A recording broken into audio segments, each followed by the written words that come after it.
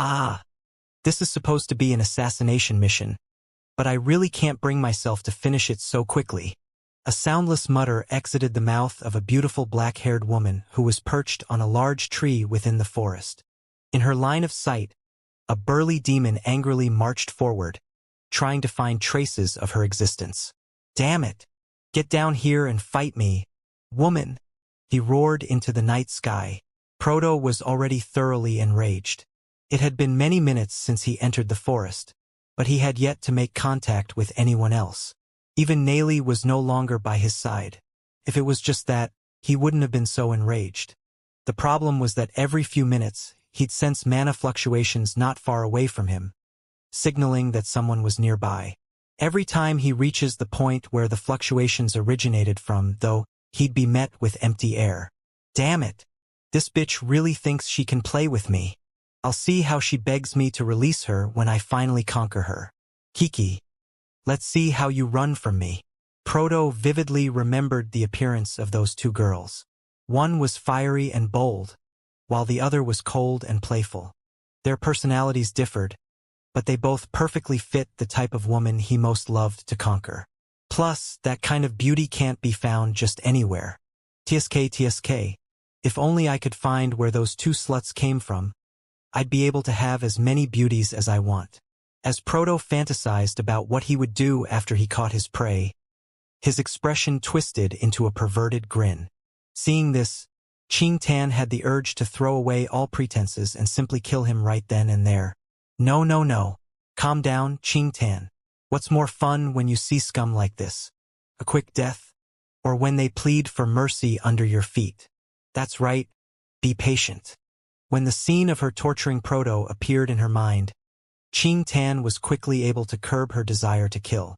As time passed with Qing Tan further angering Proto with various tricks, the night became darker.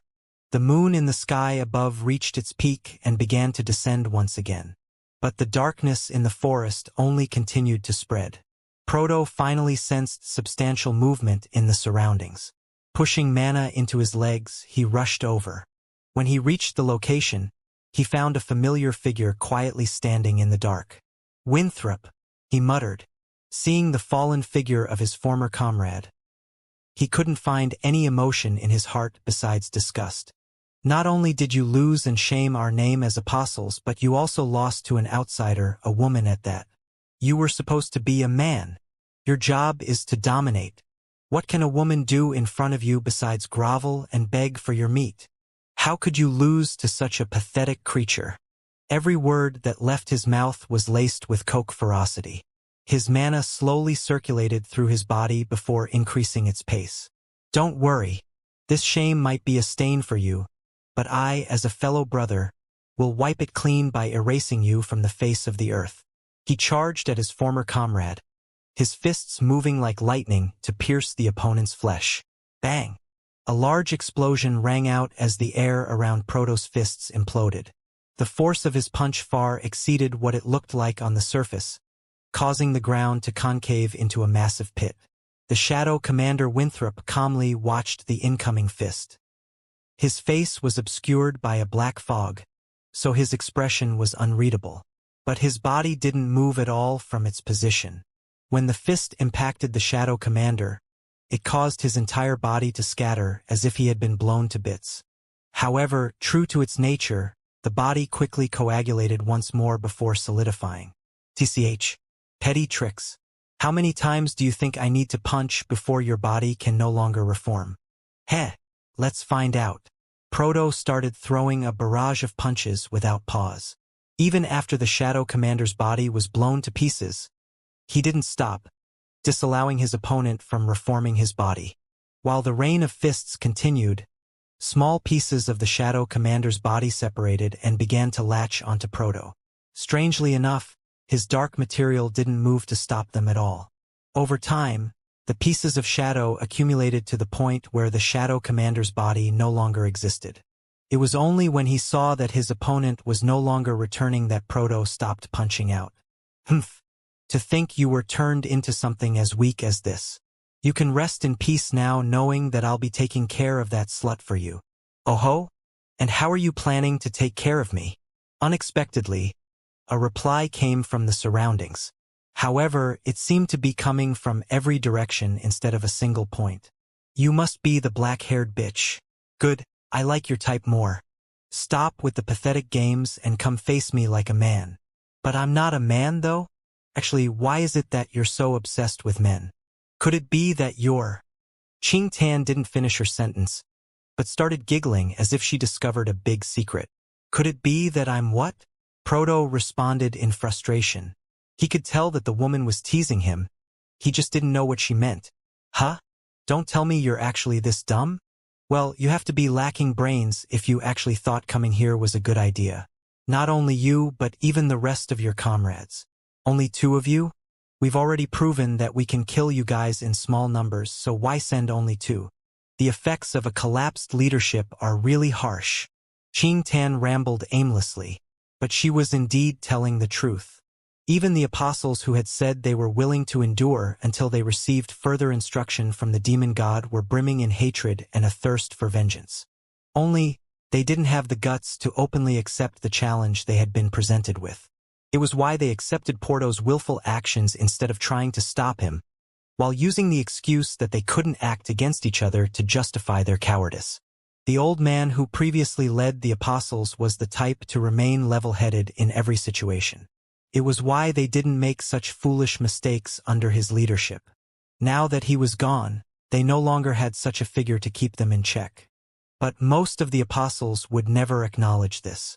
The ones who did acknowledge were too powerless to do anything about it. Woman, what's with all this talk? Are you stalling so your friend can come help you? Come out and fight me already, Proto yelled.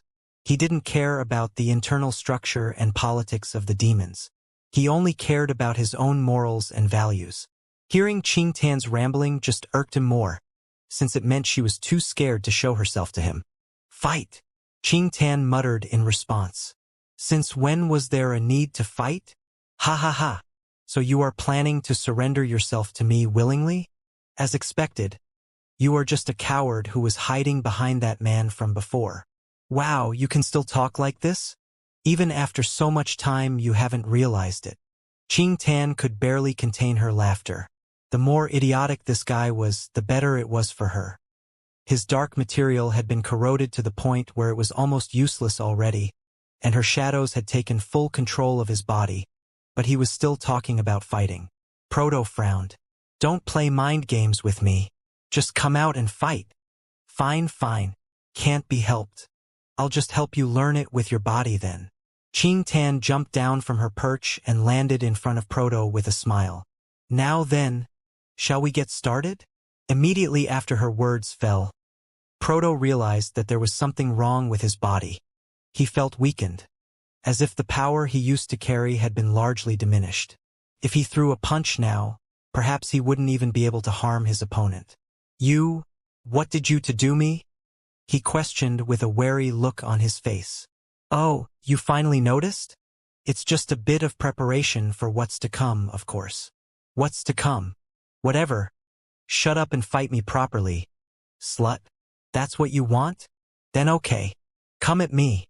I'll let you have the first move. Qing Tan cheerfully accepted his challenge. The gleam in her eyes was full of mischief as she waited to see how he would embarrass himself. Proto still felt that there was something wrong, but he didn't pay it much mind. He had come here to fight, and the slut he was looking for was standing in front of him. There was nothing else to think about besides victory. He charged once again at the enemy, pushing his mana to increase his speed. However, it seemed like no matter how far or how fast he moved, he wasn't getting any closer to the woman in front of him. What's this? It was like his feet were submerged in quicksand, dragging him down the more he tried to struggle. When he looked up at Qing Tan, he finally noticed the smirk on her face. You see, she said as she started to walk forward. There was never any fight that was going to happen here. From the second you stepped into the forest, the only outcome was death. What gave you the courage to charge in here after seeing the deaths of your comrades? Did you think you were special? Qing Tan wasn't even trying to provoke him at this point.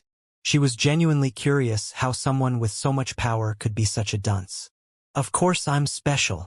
Those trash is lost to a slut like you, so they're nothing. However, do you think you can hold me down with just this little trick? Think again. Proto roared a battle cry and pulled his body up. His muscles flexed and struggled, and even his veins started to surface on his skin. Hiya! With a spirited shout, he leapt into the air and escaped the quicksand-like ground. Or at least that's what was supposed to happen. Regardless of how he struggled, Proto couldn't leave the confines of the marsh. In fact, his body had already been submerged up to his knees. Are you done yet? Xianxia smiled as she reached the edge of the marsh. Well, I don't care either way. I'm really itching to start the treatment. What treatment? Proto growled. Even now he hadn't stopped struggling to get out of his predicament. Of course, it's attitude adjustment. I, the kind and gracious Xianxia, will be your instructor for today's course.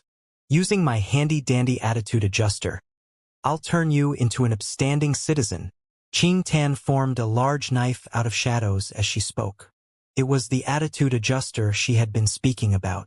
After she formed the knife, she walked forward once more. Her body easily walked across the dark quicksand as if it didn't exist at all and arrived in front of Proto.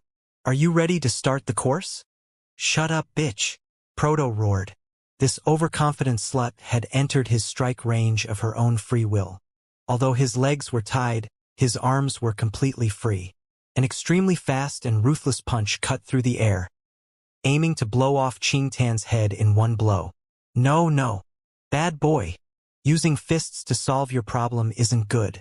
Time for an attitude adjustment, Xianxia muttered. Her finger glided through the air and tapped, causing Porto's fierce punch to immediately halt. The bundles of shadows that had already corroded Porto's dark material clung to his arm and didn't allow it to move forward even a single inch. Crack! The bones in his arm shattered from the sudden shift in momentum. Ugh!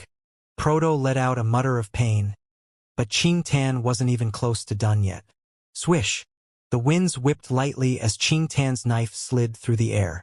In the next instant, both of Proto's arms fell to the ground and sunk into the marsh. First lesson. Solving problems with violence is wrong. Since you use your fists to talk, the solution is to make sure you don't have fists anymore. Proto was about to yell again, but a bundle of shadows crawled up his face and wrapped around his mouth, preventing him from saying anything. Save your questions until the end. Please. Say, I have a question for you. Why are you so high and mighty about the fact that you're a man? Could it be that you're hiding some sort of insecurity? Xianxia slyly grinned as her knife moved again. Proto suddenly felt that his lower body had become slightly lighter. As I thought, there really is nothing there. Xianxia snickered. Proto's face went red in shame as he realized what she meant, but the tight binding around his mouth didn't allow him to rebut. Anyway, this thing doesn't matter much. Even if I wanted to cut it off, there's nothing much to cut. Instead, let's move on to lesson 2. Treat women with respect. Since you love to molest women with your eyes, your kind and merciful teacher has decided to help you. Xianxia's knife went to work again. The surrounding forest was soon filled with the muffled cries of a man, but there was nobody around to hear them. Even Feng Qinger was too far away to notice. When Xianxia was done, there were 2 eyeballs coated in mana floating in the air. Tears of blood were streaming down Porto's face endlessly from his now empty eye sockets. I thought I'd be satisfied with just this much, but it turns out it isn't enough at all. Let's have a spontaneous third lesson. Since your mouth loves to use such vulgar words like slut and bitch, why don't I let it experience something new? A small hole appeared in the middle of the bindings around Proto's mouth, but he still couldn't talk since his lips were sealed. If he still had eyes, though, he'd be gazing at the current scene in horror. Xianxia looked at the 2 floating eyeballs with an eerie smile. In the next instant, the 2 balls shot through the hole in Proto's bindings. The hole closed soon after. Now chew.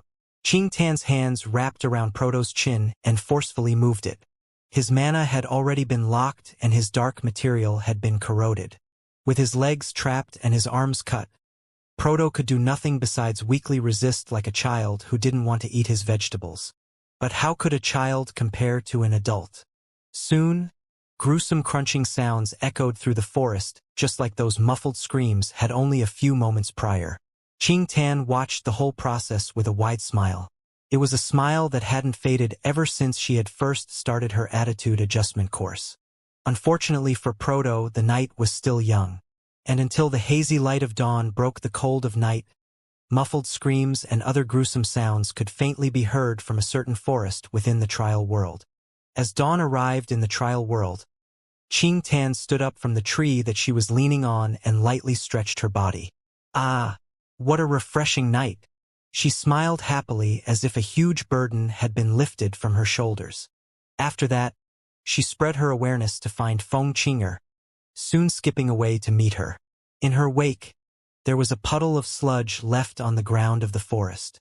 Surrounding it was countless stains of black blood littered around, staining the ground, trees, and anything else found in the vicinity. This was the only thing remaining of the apostle once known as Proto. It's been so long, Qinger should be waiting for me already, right? Why didn't she come find me? Qing Tan muttered to herself.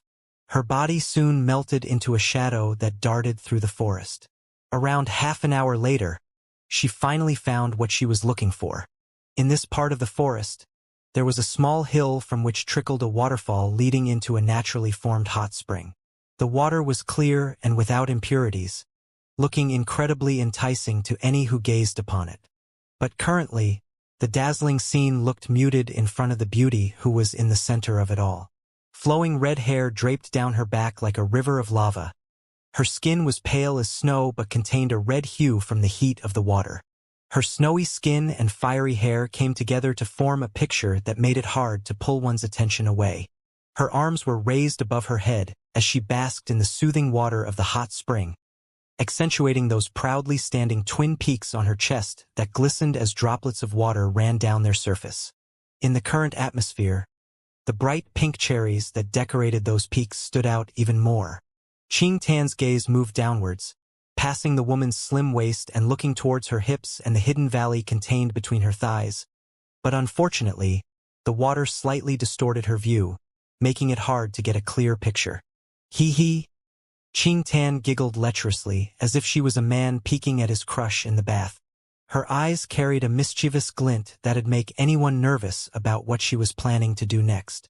Soon, she quietly stripped off her own clothes, revealing a figure that didn't lose out to Feng Qingers in the slightest. Qing Tan usually wore a deep black cloak that hid her figure from the eyes of the public. With her affinity and fighting style, this was the best type of clothing for her. Those who had seen her figure in all its glory didn't even number past 2.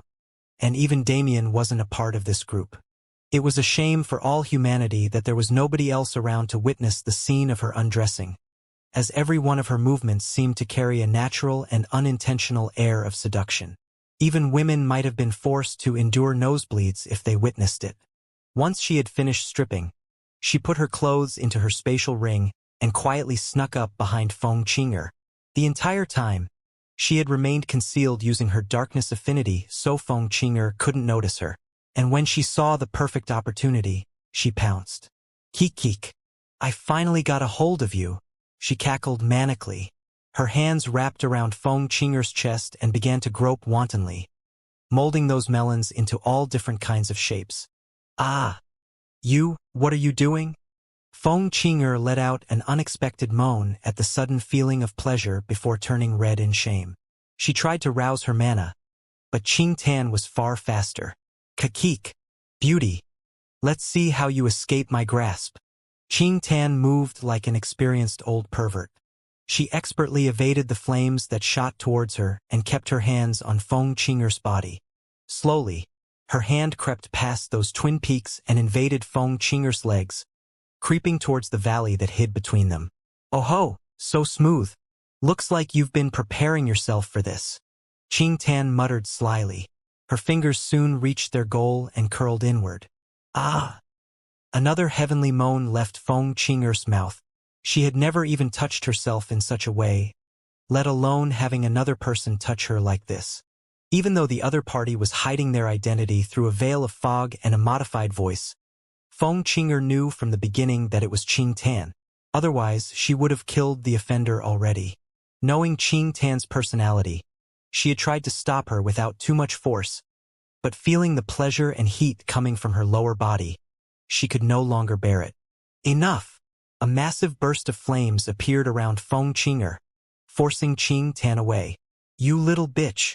See how this young miss deals with you today. Feng Qing'er yelled furiously. In the next instant, she pounced on Qing Tan. Oops! I think I went a bit too far. Hearing the rage in Feng Qing'er's voice, Qing Tan was ready to accept a light beating as punishment. Even she had to admit that going as far as targeting her sacred garden was a bit too much. And so, she sat still and patiently waited for Feng Qing'er to strike. But the attack she received was too unexpected, causing her to let out a yelp of surprise. Ah! You! Qing Tan soon felt two hands on her body the same way she had just treated Feng Qing'er. Her proud peaks were ravaged and her sacred garden was invaded by snake-like fingers. Ah! Stop! I was wrong, I apologize. Qing Tan quickly tried to retreat, but a warm flame suddenly encased her body and halted her movement. Unexpectedly, instead of harming her, the flame actually increased the pleasure she was feeling. You know, the reincarnation flames are pretty great. Not only do they have fierce offensive power, they also have a healing and cleansing effect that doesn't necessarily lose out to someone with wood or life element. Who knew it could be used this way? Feng Qing'er cackled.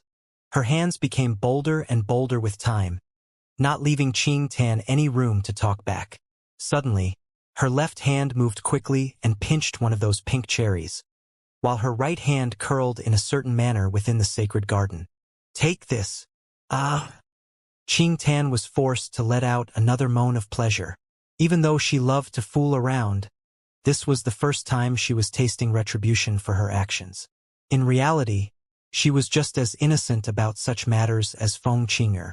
Soon enough, though, Feng Qing'er eased up on her assault, allowing Qing Tan the opportunity to escape. The two girls moved to opposite ends of the natural hot spring, both of them breathing heavily and trying to collect themselves. Once they finally caught their breaths and regained calm, they sat awkwardly in silence. That was... Feng Qing'er tried to speak, but she didn't know what to say. How about we just never talk about what just happened again? Qing Tan responded. Right? Let's never talk about this, especially in our current circumstances. If that bastard found out. Yeah, even I'm not prepared for what that shameless guy would say if he knew. Anyway, did everything go well on your end? Qing Tan diverted the topic. All good. Thanks to your shadow bird, I was able to do things cleanly. What about you? I assume that asshole didn't have a good end. Kakik. You could put it that way? Qing Tan's expression looked a little perverted when she thought back to the events of the previous night, causing Feng Qing'er to shrink back. Well, now that this is over with, there's only 4 apostles left. To take care of them, we'll need to be much more serious than we were this time. Feng Qing'er said with a thoughtful look on her face. Although they did some minor planning for the assassination mission, it wasn't much. They knew that all variables could be controlled by them. But their second plan wasn't something that could be pulled off so easily. I'm confident that we can succeed if we use that thing as bait. But is it necessary? If I could choose, I'd prefer to not do that. Feng Qing'er muttered. That's true. Regardless, that thing is an important asset. Having it with us will guarantee us far more safety than if we have to place it elsewhere for bait. Qing Tan agreed. That item wasn't something they could handle so casually. Since it was readily available when they were first thinking of the plan, it was naturally what they first thought of using as bait. But with time, they realized they had been rash. To use that thing as bait, they needed to place it in a position where they couldn't easily access it. They had to make it look as if it was a natural treasure instead of something they arranged. If they did it like that, then it would be difficult for them to use it if the situation became dire like it did back in Aesir. Do you have something else in mind? Qing Tan asked.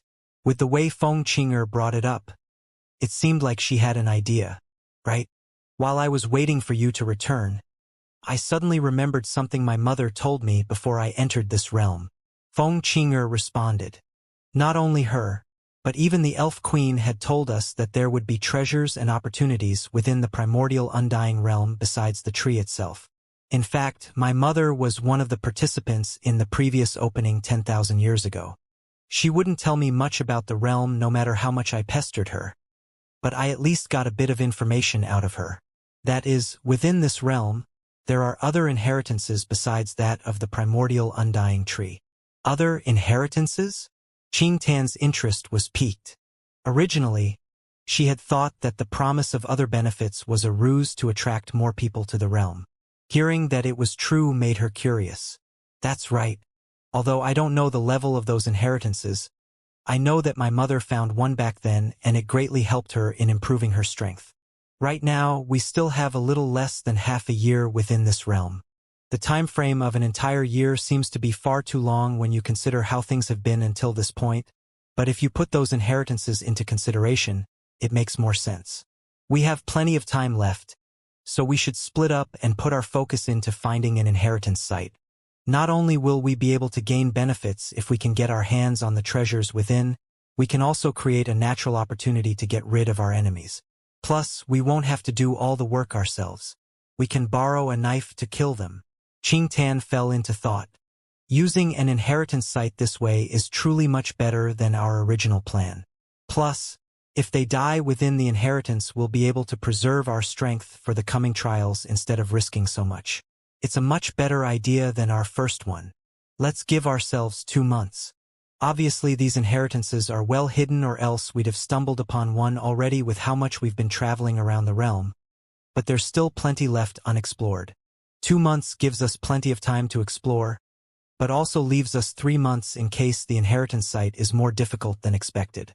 As a matter of fact, those few geniuses that remained missing until now might have already received their own opportunities. If we can't find an inheritance site within 2 months, we'll build our own fake inheritance and use that thing to draw people. If we can find one, then we can spread the information and end our time within the trial world with a bang. Qing Tan pumped her fist in the air excitedly as she finished her words. The only benefit she'd gotten with all the dangerous stuff they'd been through so far was the advancement of her star. She wasn't like Damien with his Devour ability. But since she'd already reached the white star level, this didn't matter much to her anymore. Now that the prospect of treasure had been reintroduced into the conversation, it was like killing 2 birds with 1 stone. It was only natural for her to get excited. The 2 girls talked over a few more points before exiting the natural hot spring and getting dressed. Good. Then let's meet back up in Dark North in 2 months. At that time, we can decide how we want to move forward. All right, I'll see you then. With one final nod, the 2 girls took off in opposite directions, each with their own thoughts and plans in mind. Within the infinite void, Damien calmly sat in his mind prison and observed the fruits of his labor. Finally, I've made substantial progress. After his first attempt at merging 10 floating islands at once, Damien had used the same method until he fused 100 of them into his fused spiritual land. After that, he had increased the number he merged to 50 at once. Learning from his past experience, he no longer dared to challenge the upper limit, lest he end up killing himself by exerting more than he was capable of. Still, now that I've gotten to this point, another problem has arisen. Looking into the distance, Damien's eyes landed on a flickering greenish-white light. Underneath that light's glow, there was actually a second fused spiritual land. That thing must be what helped me retain my life after I encountered the demon god. But why does it seem like it's opposing me instead of cooperating? Damien's fused spiritual land had long surpassed the size of a city and was similar to the size of a country already. With the second fused spiritual land having a similar size, there weren't many floating islands left within the infinite void. In fact, Damien could clearly feel that the repairs made under that greenish-white light would also contribute to the regaining of his mental power, only to a lesser degree than when he did it himself. The problem stemmed from the fact that there seemed to be an invisible game of tug-of-war between him and the light, as if he had to battle it for control over his mindspace. But at the same time, he could feel that the light held no hostility towards him. Instead, it emanated a kind of encouraging feeling. Sigh. Things keep getting more and more complicated.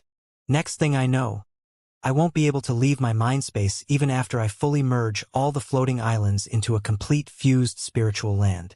The tug of war was fine if it was just for floating islands. It didn't have much lasting effect.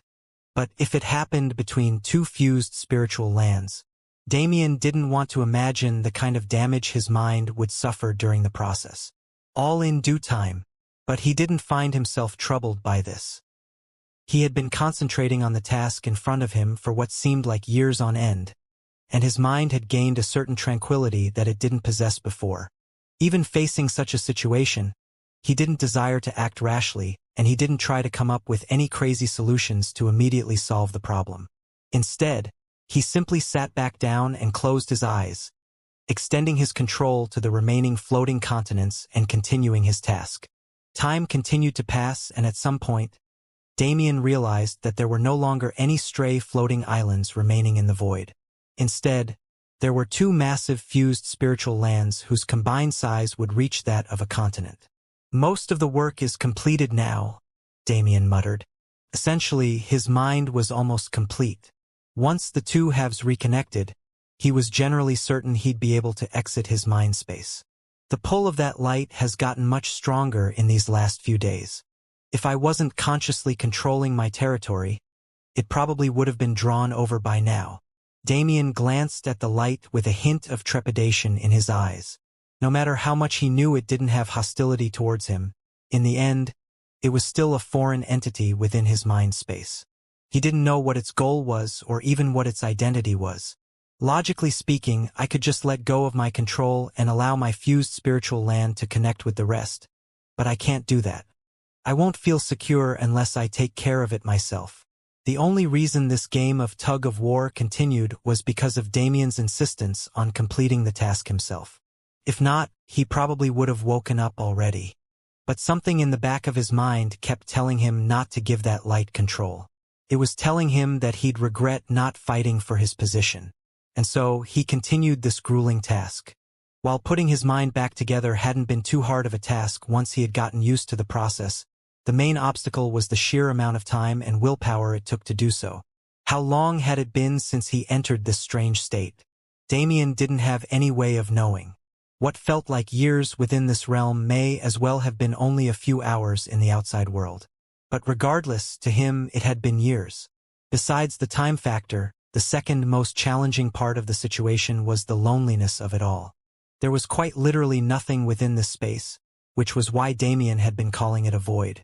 Besides the mind prison and the fused spiritual lands, it was just an unending blackness. In this kind of environment with no company besides one's own thoughts for years on end, it wouldn't be far-fetched to say that most would go insane. But for me, coping wasn't that hard. It wasn't the first time. That was what made it easier for him. The first time he had been in a similar situation, it was at the very start of his journey.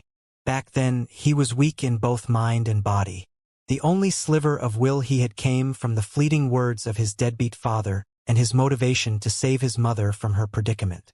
In such circumstances, he had prevailed and came out stronger than ever. He had reformed himself into the person he was today, someone with the qualifications to roam the myriad worlds and experience the adventures he was currently experiencing. The will he had now was incomparable to what he had back then. So how could he be fazed by this loneliness? If it wasn't for the fact that he had things to do both here and in the outside world, he would have capitalized on this solitude to sort out some of the problems he had been facing recently. But none of that matters right now. I should focus on trying to usurp control from that light. Damien stood up and floated towards the wall of the mind prison. When he reached out to touch the transparent walls again, he noticed how much more corporeal his body had become. And, in this time, I never dared to leave the confines of the mind prison in fear of my ego scattering. But with my current mental power, that should no longer be a problem. When he first woke up, his mind space was in a chaotic state. Along with the fact that his spiritual land was severed into thousands of floating islands, the chaotic void itself was a danger. He would occasionally encounter large storms of mental power that tried to tear the floating continents asunder. If his avatar had been caught in one of those storms, it would have been like a wisp of flame within a hurricane. It was due to these storms that he first discovered the existence of that light. It had shone brightly and bathed his mind space in its aura, immediately quelling the whipping winds. But those were all problems of the past. His current mind space was no longer plagued by spiritual storms, and his avatar was no longer on the verge of collapse. Thinking such, he slowly pushed his hand forward. Click! The faint clicking of a lock resounded through the void, and Damien felt the corporeal walls of the mind prison become illusory. His hand soon passed through and entered the void, followed by the rest of his body. Wow! He couldn't help but let out a gasp of admiration. This feeling was completely different than what it was like inside the mind prison. Is this my true mind space? It feels similar to what it was like to drift through the starry sky on my way to the cloud plane. Actually, I should go back there when I have the time. Outer space is an extremely beneficial environment for me to cultivate in. Throwing away his stray thoughts, Damien once again turned his attention back to the greenish-white light in the distance.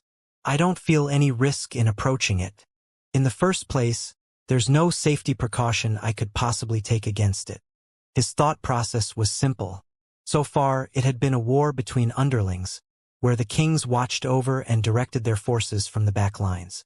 But the war was reaching its close. In the final phase, it was time for a battle between kings. If Damien could defeat that light or gain control over it, it would be much easier to subsequently control the second fused spiritual land. Damien willed his avatar to move through the void. It was a similar feeling to traveling between spatial layers. Soon enough, he arrived in front of the light that he had been combating for all this time.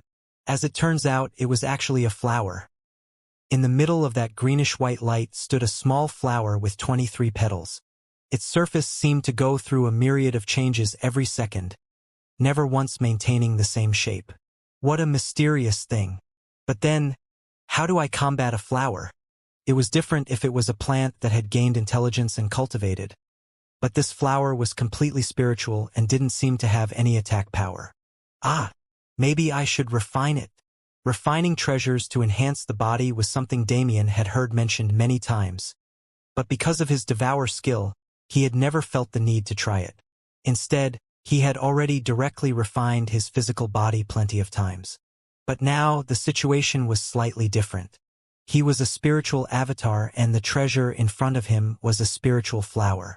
He didn't know if things worked the same in such a situation, but he still felt like it was the best course of action. In the worst case, I fail and have to think of another way to complete my spiritual land. In the best case, this flower benefits me and makes me stronger, while I also gain the former advantage as well.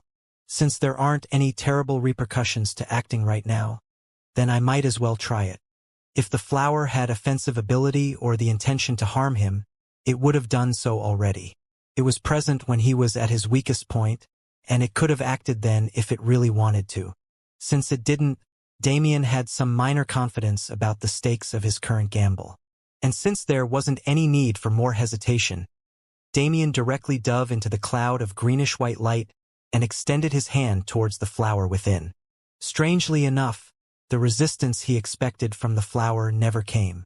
When his hand wrapped around it, it turned into a gentle stream of energy that flowed into his avatar. Damien closed his eyes and began meditating. Greenish-white streams of essence continuously nourished his avatar, causing it to slowly become more and more corporeal. Damien felt strange. It was like he was cultivating in his physical body, but he didn't have a mana circuit or any of the normal pathways he'd normally use for circulation. He was relying solely on instinct to guide the energy where it needed to go. And in reality, that place wasn't his avatar at all. A spiritual avatar was just that. Although it might have technically been an embodiment of Damien's spiritual world, it wasn't his mind itself.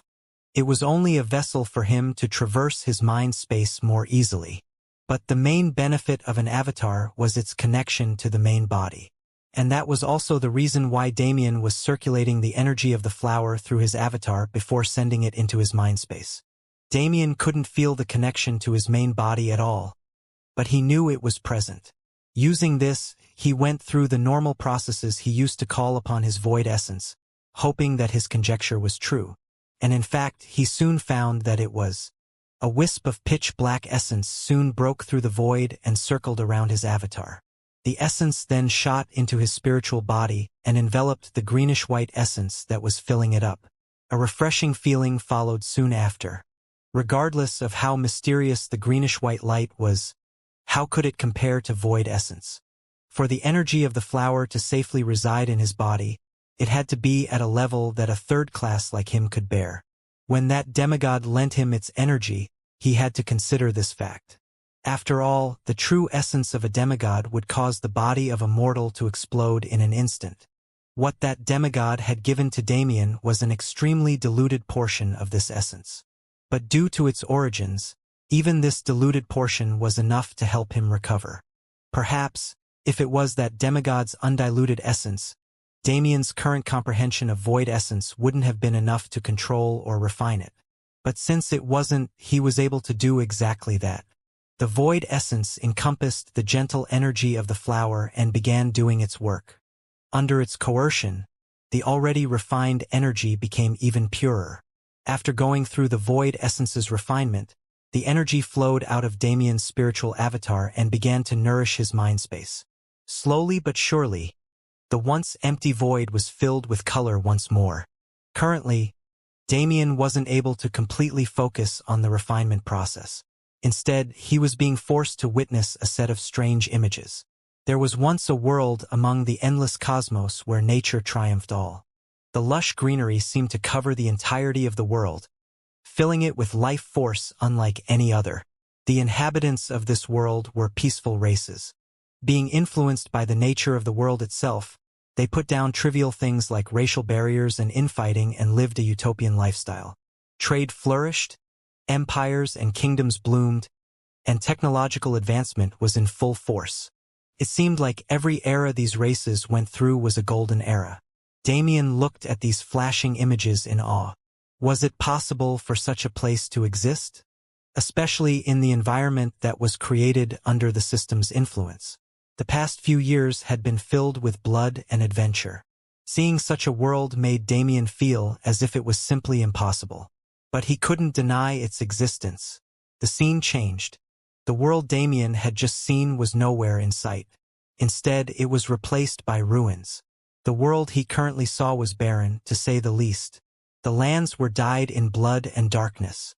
Life force was corroded whenever it tried to appear, making it impossible for any greenery to grow.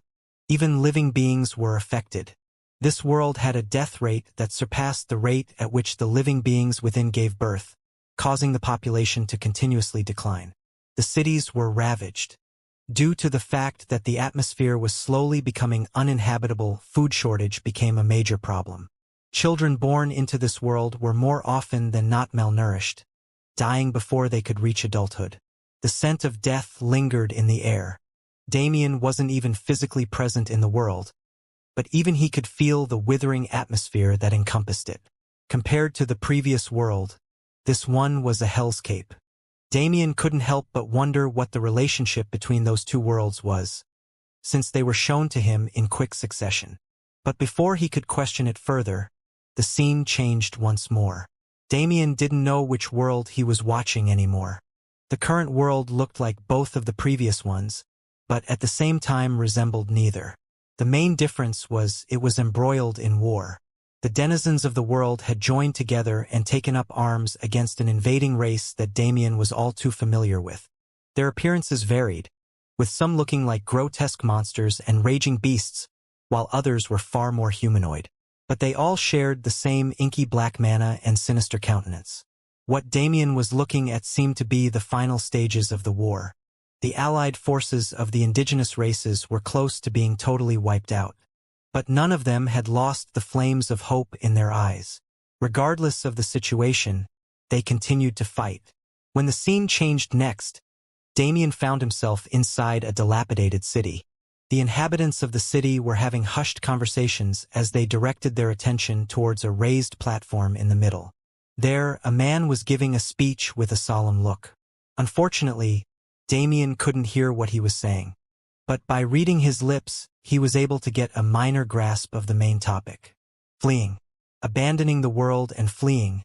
Finding a new world to inhabit and grow stronger.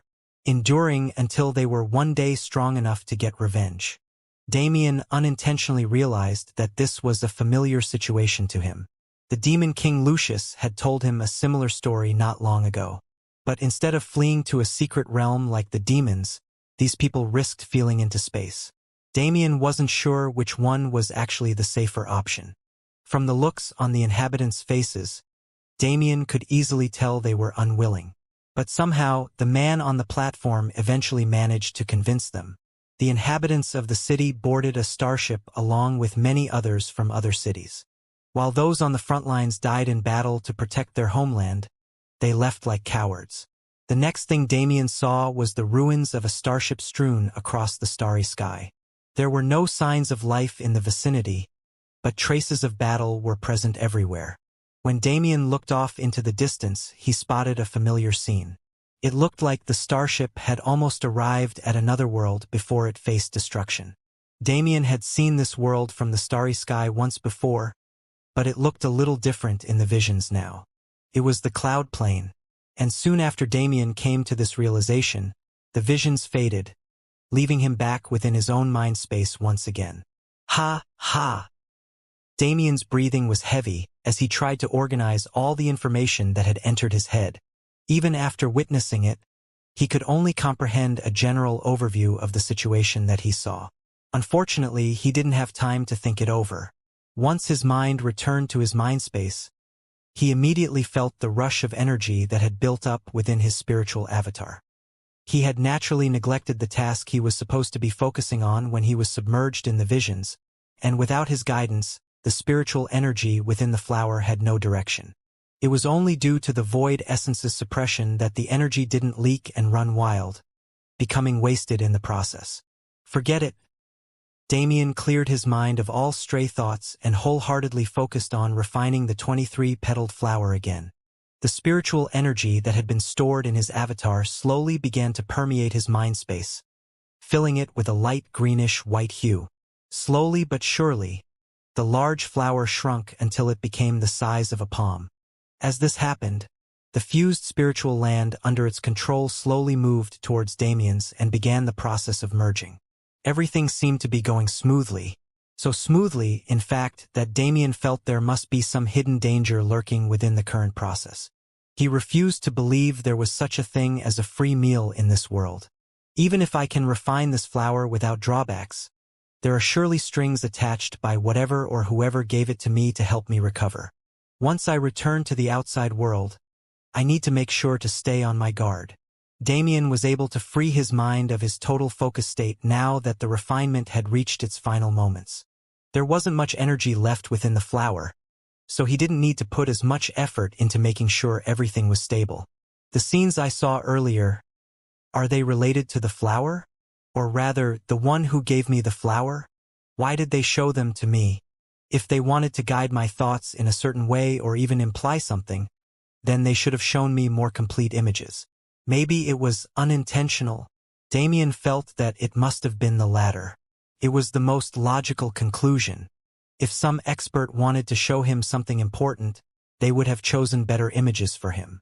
For instance, the last thing he saw was the shattered starship, as well as a glimpse of the cloud plane. It was too vague to have a specific purpose to it. If there was a purpose, they should have shown him the reason the starship ended up shattered, or something that'd actually give context to the story. Hell, they didn't even show me the faces of those inhabitants in that world.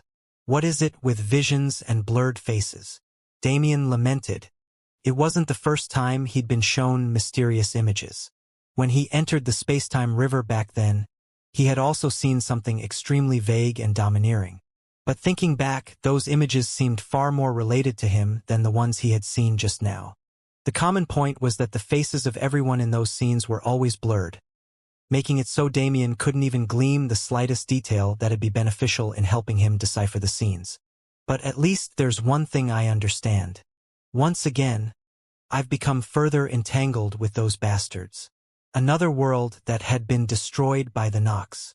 In his travels alone, Damien had come to learn about a total of 3 worlds that had been heavily impacted or destroyed by the Nox. Although 3 wasn't a large number, it was different when put into perspective. The object of destruction was worlds. Every time a world was destroyed, billions of lives would be lost in the aftermath. Plus, even the total number of worlds Damien had visited so far was 3, if Earth was included. Did those survivors end up reaching the cloud plane in the end? Or did they die in the starry sky? Of the questions he had, this one was the most pressing. If those survivors were on the cloud plane, he needed to make contact with them. Actually, the flower should have some connection with them, since it showed me scenes of them. And for it to appear here, they should be relatively close. If it's like that, then it should be them, right? The elves. Elves in a cultivation world. When Damien saw them, he wondered why such a thing existed. Although the knowledge he gained from novels on Earth wasn't 100% accurate, it at least held some truth to it. Earth was a strange place.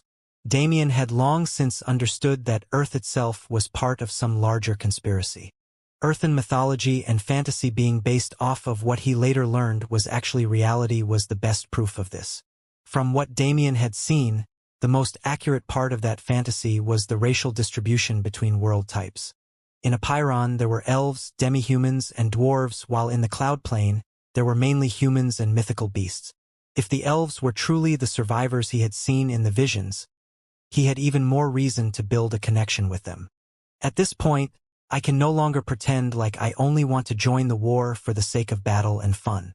I've become too entangled with the Nox for it to be so simple. He didn't bear any major personal grudge against the Nox, nor was he a person who would say that he wanted to go to war with them for the sake of justice or righteousness. He had been slaughtering them without second thought just like they had been doing to others, so he had no right. But he wasn't an immature kid anymore. He wasn't someone who just acted on desire like he did back when he was first coming to the cloud plane. It was time for him to get serious about the coming war. It was time for him to start thinking realistically. I need allies beside me, people I can entrust my life to.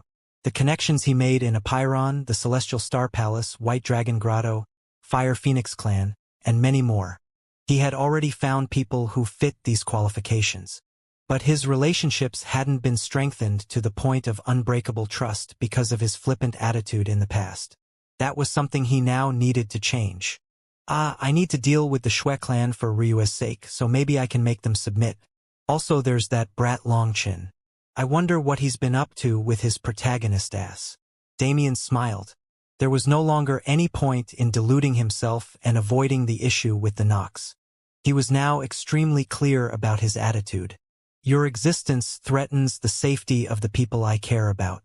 Your plans threaten the future peace and happiness I hope to achieve after everything is over. Therefore, you must be exterminated. That was all there was to it. As his thoughts reached a close, Damien felt a refreshing sensation wash over his entire mind space. The flower in his hands had been reduced to nothing, with all its energy having been refined by him. Finally, his mind space began to show signs of recovery. The infinite void was gradually being filled with an aura of life. The greenish-white essence that had permeated his mind space slowly integrated with it and disappeared. Once the integration finished, the two fused spiritual lands merged and became one. Boom! It was like an engine being kick-started. All of a sudden, the infinite void split open, causing light to shine down on the massive spiritual land that represented his consciousness. The barren land was fertilized under the light, becoming filled with green grasses as if it was a massive plain. When the light finally died down, peace once again returned to Damien's mind space. Wow! Damien marveled at the sight. His mind space now looked like the starry sky. Countless shining dots littered the once empty space, filling it with color. Damien felt that he could now traverse past the amount of space he previously thought was present.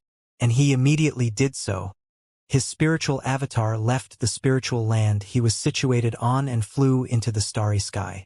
The starry sky was indistinct.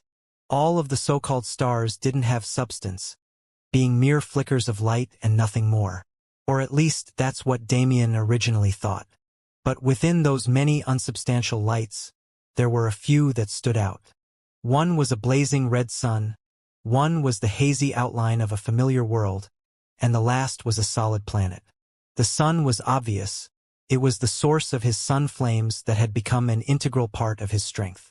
As for the two worlds, Apiron and Earth, one was his starting point. If it wasn't for the dungeon on Apiron, he wouldn't have reached his current heights.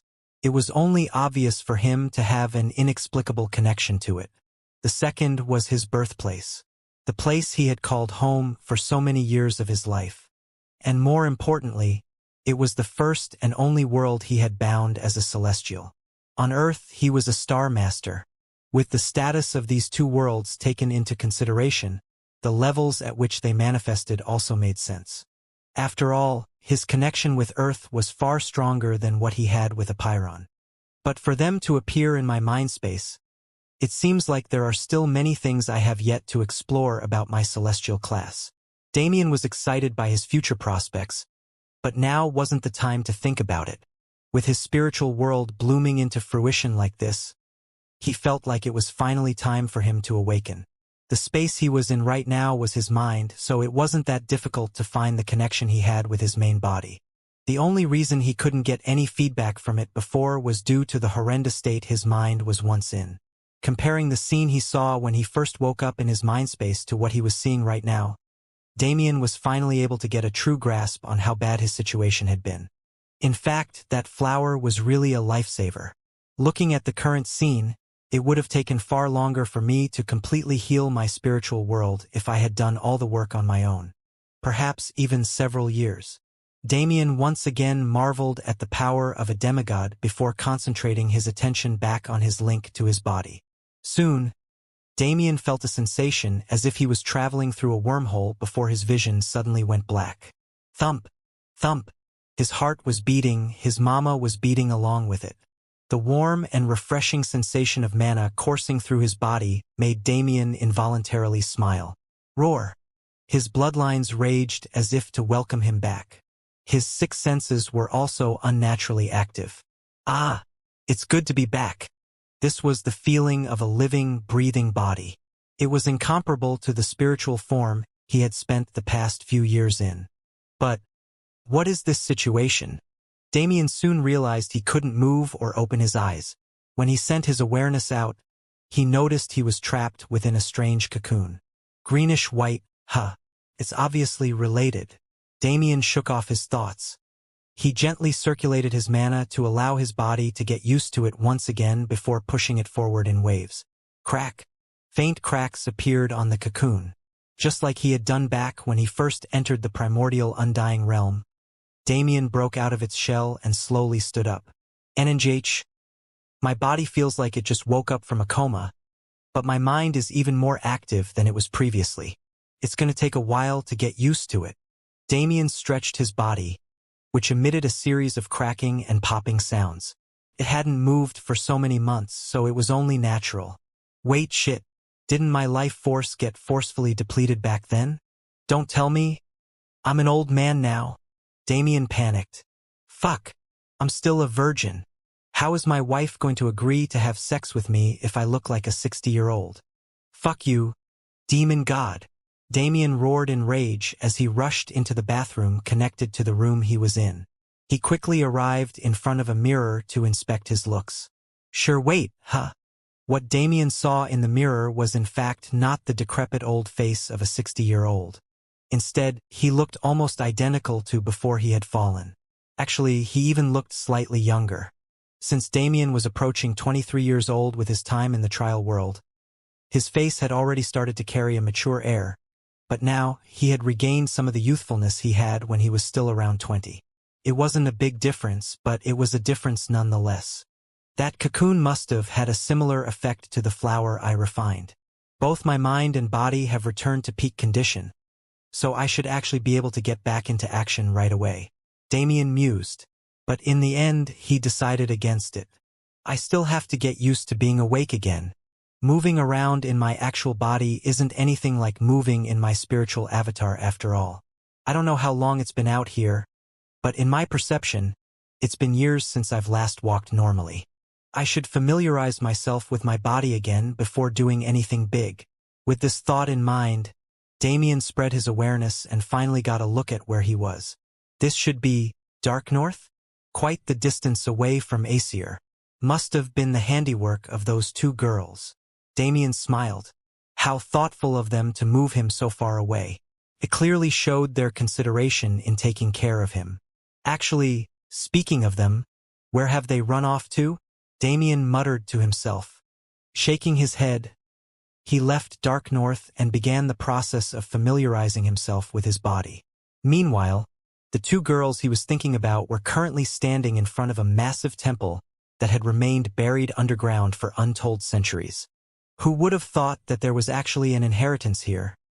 Feng Qinger muttered to herself as she gazed up at the temple. Agreed. Plus, we definitely wouldn't have even noticed this one by ourselves. Qing Tan added. It had been a total of 3 months since Damien entered his comatose state, and the deadline for Feng Qinger and Qing Tan to find an inheritance site had long approached. Unfortunately, 2 months wasn't nearly enough time to scour the entire realm from top to bottom. Even after tirelessly searching, neither of them made substantial progress. At most, I was able to find the ruins of already claimed inheritances from the previous openings. Feng Qinger continued in vexation. It would have been fine if she hadn't found anything at all, but finding ruins and suspected inheritance sites only for them to already be claimed was far worse. She was annoyed to no end. Even Qing Tan was the same. She had found clues pointing to more than a few inheritance sites, but she didn't have the time to actually pinpoint their locations. And when the 2-month deadline approached, the two of them dejectedly headed back to Dark North. But who would have thought that on their way back, they'd run into each other? Not only that, when they regrouped, they found yet another clue to an inheritance site. Following said clue, they arrived at the spot that was currently occupied by a great temple. Only it used to be flat land. If it wasn't for a mysterious greenish-white speck of light that briefly flashed from the ground, they wouldn't have noticed any abnormalities. I don't like this feeling of being led by a string, Qing Tan said. Only an idiot would chalk up the earlier series of events as a mere coincidence. Especially when it was these two girls who had seen that greenish-white light before. I can't argue with that, but still, the source of that light has always been helping us rather than trying to cause harm. First, it healed that bastard's body, and now it has helped us achieve our goal. At this point, we can only accept this help. Feng Qinger sighed. Still, though, Qing Tan huffed. Forget it. Now that we have this location, what do? Of course, we publicize it. Isn't that the only way to continue our plan from here? True. But it's a shame to share this cake with others when we can swallow it ourselves. Don't think like that. We don't know what's inside this temple, so how can we say that we can digest it alone? It's better to be safe, especially with what happened to that guy, right? Feng Qinger took one last look at the temple before flying into the air. Stay here and guard the place. We don't know if it'll disappear once we leave. I'll start spreading the information. Leaving those words, she vanished into the distance. Qing Tan watched her receding figure as a small smile crept up her lips. Things are getting interesting now. I wonder if that guy has woken up already? This is the final event after all. How can we proceed without our main character? Well, it's fine. After all, the hero always arrived last, right? Qing Tan's eyes became unfocused as she stared into the sky. But I wonder how you'll act now? Nothing has gone your way ever since that guy decided to intervene. Even after you personally acted, he still remained alive. I'm sure you're feeling extra pissed off right now. Ah, if only I could see that expression, I could die happily. As the smile on her face grew, Qing Tan's eyes became focused again. Soon after, she sat down in place and began cultivating. Now, she needed to pass the time until the involved parties all arrived. A shocking piece of news soon spread through the trial world. It was the emergence of an inheritance of unknown value. The only reliable information was the fact that it definitely belonged to an expert. Everyone was riled up. Even the mortals who resided in the trial world all their lives knew the significance of an inheritance appearing. Only, they couldn't do anything but lament at their own powerlessness. The trial world's environment simply didn't give them the ability to become powerful. However, it was a different story for others. Are you going? Going where? Don't play dumb with me. Humph. I'm setting off right now. I don't care if you come along. Wait. I'm coming. How can I miss something so big? Various similar conversations happened around the trial world as the news spread. Many questioned its veracity, but upon learning that the news originated from Feng Qinger, their doubts were immediately settled. The Fire Phoenix clan was well known throughout the 3000 Beast Mountain range. Simply by relying on their name, they could get others to trust them.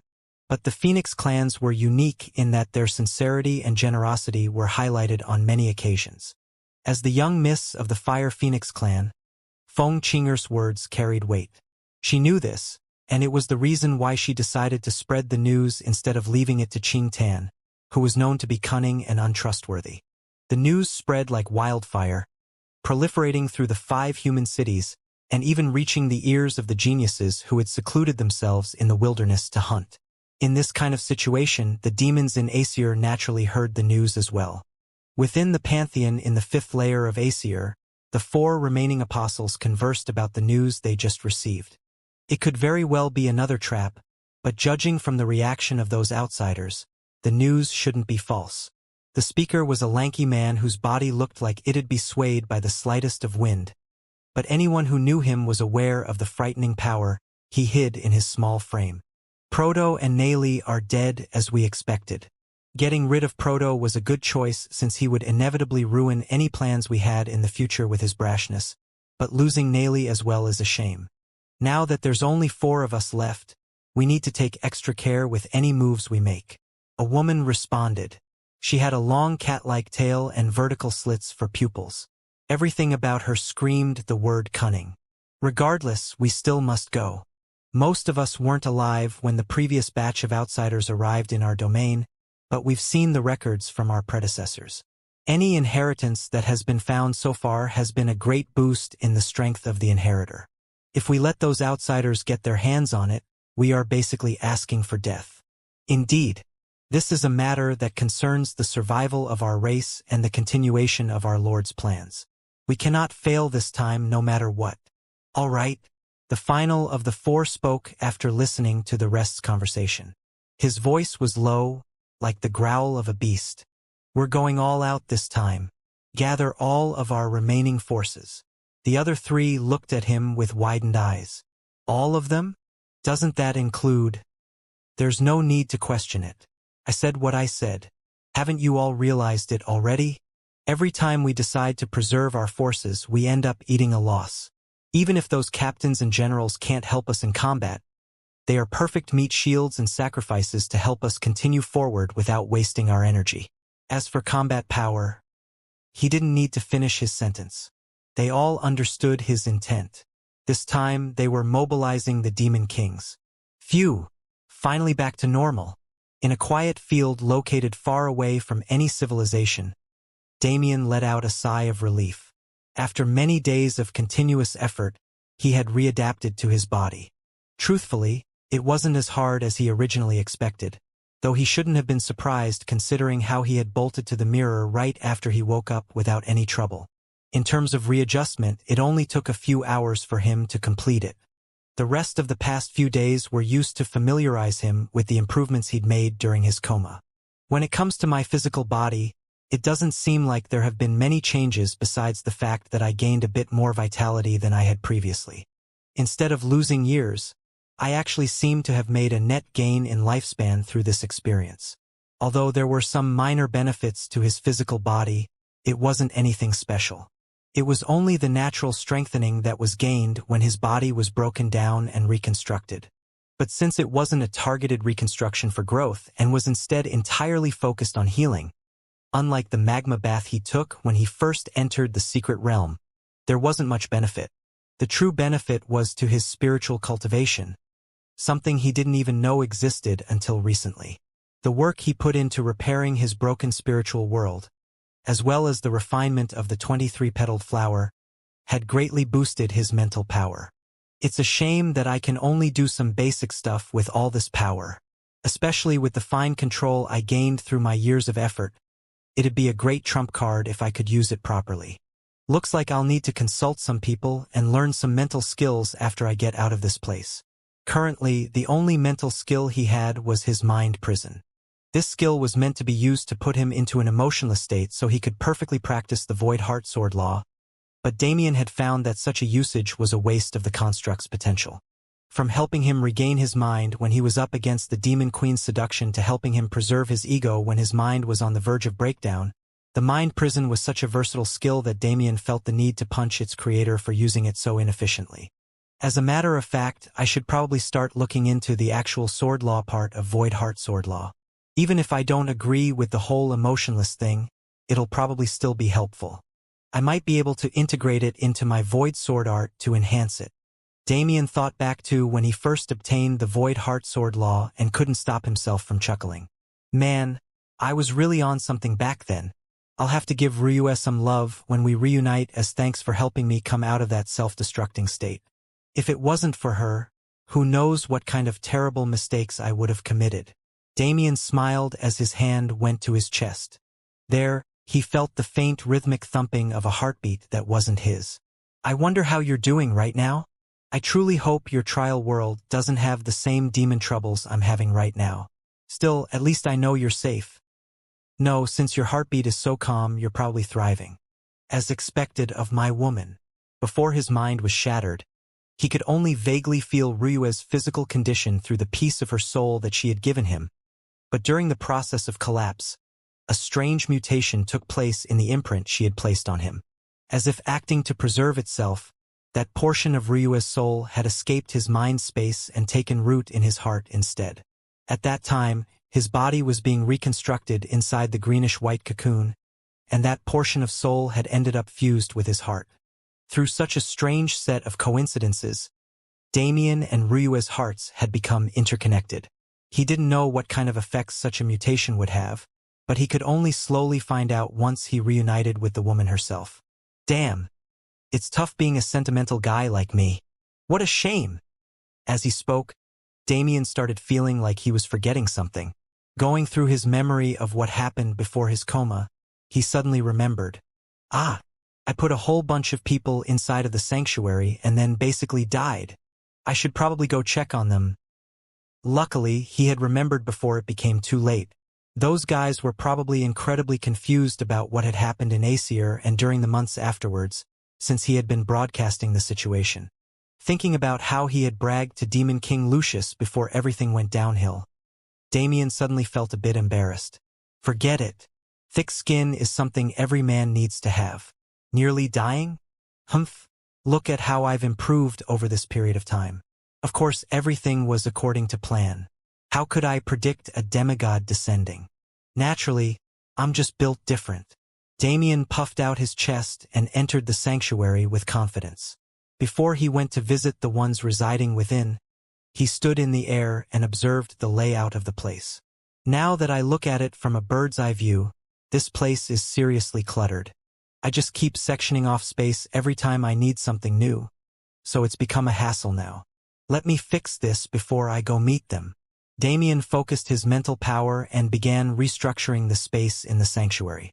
Currently, there were many clumps of random space that he had used for various one-time purposes, but he didn't need that.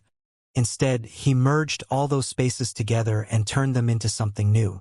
At the same time, he restructured the existing spaces to make them more organized and fluid. The sanctuary soon experienced tremendous changes. Now, there was simply one massive continent that looked like its own plane, with little Schwez space being merged with all the rest. The only separated spaces now were one for prisoners and one for him personally. The prison was straightforward, especially since he didn't have the talent to erect constructs within it. It was a barren plain where not even grass could grow. But that was just for the sake of atmosphere. After all, psychological warfare was its own game. The main thing that differed was what Damien termed as world principles. The world principles were the laws that govern the space. Many things could be regulated by tweaking them. For instance, within the prison realm, he mainly utilized principles of suppression. Those within would find their strength taken from them, while a constant aura suppression would weigh on their minds and bodies. Other than that, Damien added a few more things that could be used for both psychological and physical torture, but those principles weren't active at all times. They were like settings he could turn on and off as he desired. As for Little Shue's realm, or rather, the main realm, the world principles didn't differ much from that of an existing normal world. It would be hard to differentiate purely based on the aura and feel of the realm itself. The third realm was the same, with no major differences in world principles from the outside world. It was Damien's personal realm for training and relaxing, and there was also a portion sectioned off for the sake of storage. Main realm, prison realm, personal realm. I really need to change these names. Well, the latter two are fine, but the main realm is basically a world of its own, so it needs a good name. Maybe I'll consult some people about it later. Damien nodded in satisfaction. Now, all the people within the sanctuary were in the main realm together. But Damien wasn't worried about the demons harming Little Shui. Even if the world principles were naturally untouched, he could still manipulate them to suppress those he didn't trust. As an example of this, all the demons were basically no different from mortals at the moment, even the demon king Lucius. Damien clapped his hands in satisfaction. Everyone must be confused at the sudden change. So this benevolent young master should go explain it to them. With a carefree smile on his face, Damien flashed away and appeared in the main realm, not far away from where the demons were situated.